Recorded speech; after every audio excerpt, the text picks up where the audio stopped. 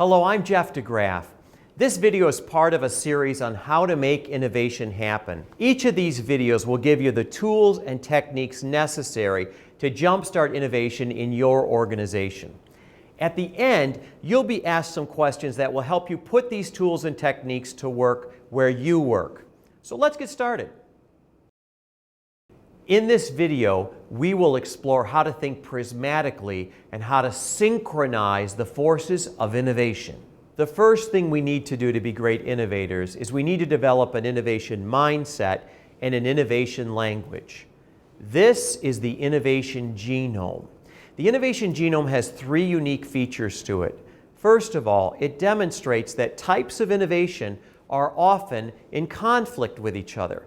But this is actually a good thing if it's creative. Constructive conflict drives innovation because it helps us create higher order solutions or hybrids, new ways of approaching things. Two, it has an ability to gauge the speed and magnitude at which we want to innovate, or how much innovation and how fast do we need it. And three, it gives us a way to talk about the sequence of innovation. What should happen first and what should happen last, and everything in between. Now I want to start with the first and the most obvious form of innovation, the create form of innovation.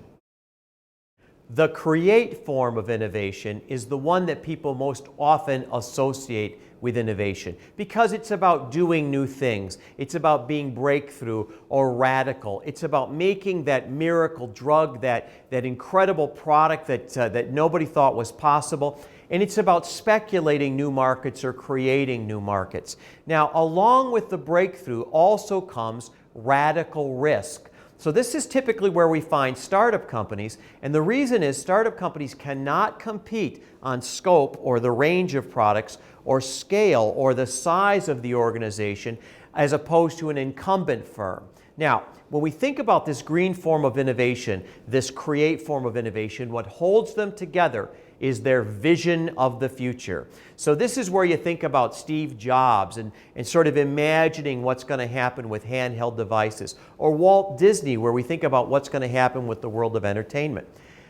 Create leaders are typically associated with visionary leaders. They're clever, they're optimistic. They're also notoriously distracted because they pick up every pretty pebble on the beach. When you go to a workplace that's a create workplace, you're going to see a lot of activity. You're going to see a lot of people working independently on projects. You're going to see a lot of experiments, and you're going to feel the energy in that workplace. There's going to be a lot of questions about focus and alignment, but that's really not the aim of the create form of innovation. The control form of innovation is the opposite of the create form of innovation. This form of innovation is about doing things right. Where the create form of innovation is creating variation, creating deviance, this form of innovation is reducing variation and reducing deviance through the implementation of standards. Now, standards are used to create quality so we don't make mistakes, and standards are used to create efficiency so we do things more effective. We're almost always going to find this kind of innovation where three things are present. Number one, failure is not an option. If you bring that spacecraft back to Earth the wrong way, you perform the surgery the wrong way, bad things happen. Number two, it's almost always a scale business. So whether you're selling hamburgers or you're selling oil, you're selling a lot of it and it has to be replicable. And the third is it's almost always used where there's a lot of complexity. So if you're designing an aircraft that's going to fly for 50 years, we're going to have some ability to keep everything in order. So when we look at these kinds of leaders who are really associated with this control form of innovation, we're going to find a lot of process, a lot of 12-step processes, a lot of technology. These leaders are typically going to be pragmatic, scientific, by the book, use engineering techniques. There's going to be procedures for things. And the workplace is going to be highly standardized. There's going to be policies and procedures. There's going to be rules of how to do things. There's going to be a lot of roles and responsibilities. Now, the first thing I want you to understand is this tension between the create form of innovation and this tension between the control form of innovation is not about style. It's about value. One form of innovation actually destroys the other. So think about this for a moment. Anytime you try and make a radical or breakthrough product or service, what happens to quality? It goes down. The control form of innovation literally goes down because you're introducing variation. What happens if you have a lot of steps in your innovation process to your ability to make a breakthrough product? It goes away because you're eliminating variation. So it's not about style that control and compete are in conflict with each other. It's about the absolute form of value that they create. But remember, this form of conflict is actually good because it makes these forms of value produce new types of innovation, hybrid types of innovation. Let's move on and talk about the yellow quadrant, or the collaborate form of innovation. And this is doing things that last. So I want you to think about organizations that have been around for a long time that are really held together by their values. Maybe it's a university, maybe it's a not-for-profit, maybe it's a customer service organization or a professional service organization where individuals give you some wonderful advice. These types of organization pursue community, and this is a fancy way of saying the glue. The culture and the competency that holds us together is one of the main concerns of this quadrant. It also produces knowledge. Think about how you get smarter. You hire the right people, you develop the right people, you coach the right people, you rotate the right people through the organization, and that's exactly what this type of organization does. Now, when we think about the yellow quadrant, what I want you to think about is value-centered organizations, and I want you to think about leaders who really lead through values. So they see potential in people and they coach people, and usually they're very good listeners and they're very empowering to people. I also want you to think about these wonderful yellow workplaces.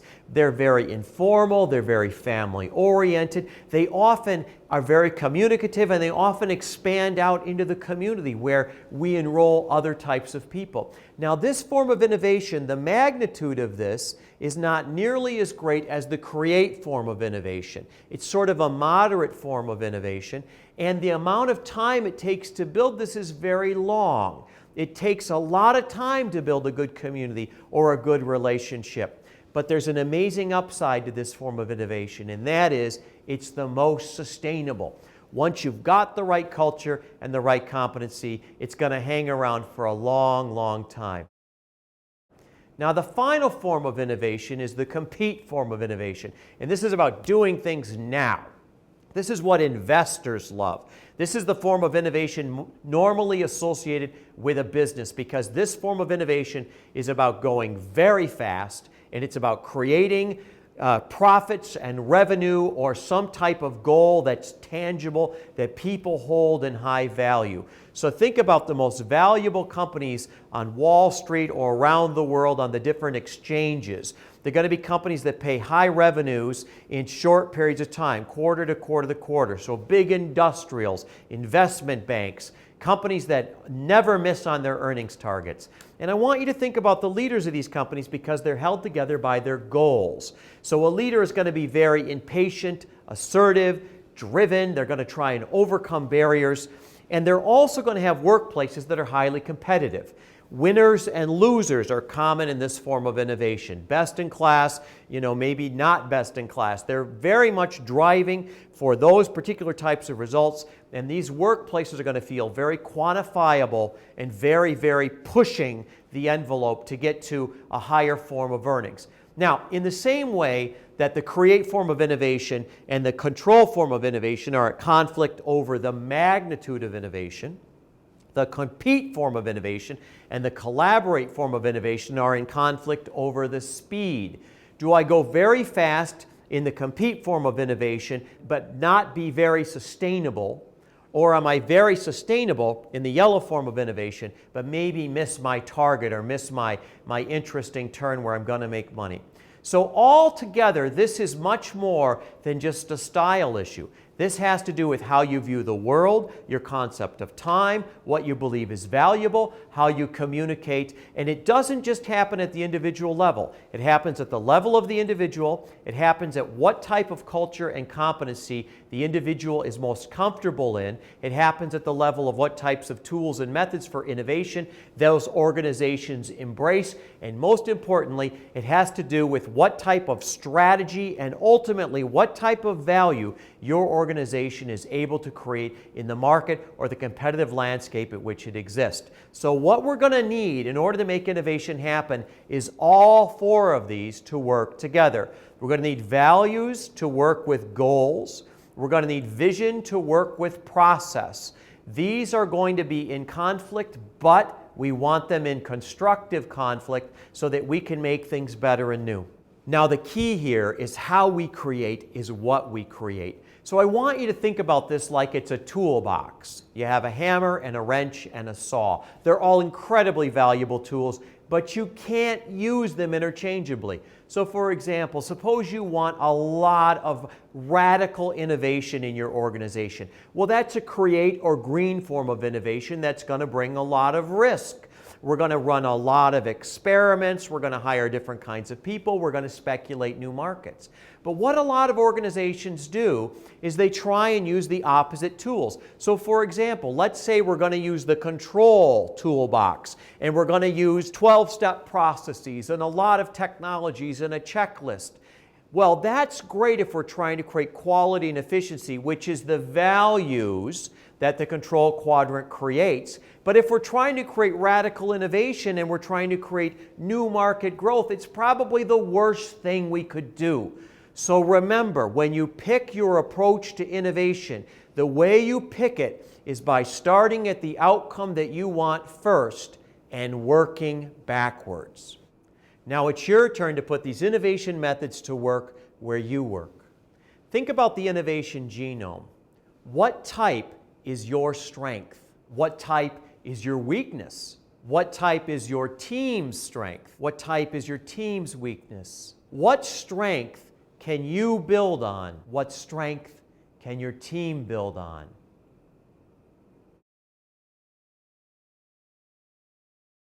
Innovation is different than every other form of value in one way, and that is it's time-bound. It has a shelf life.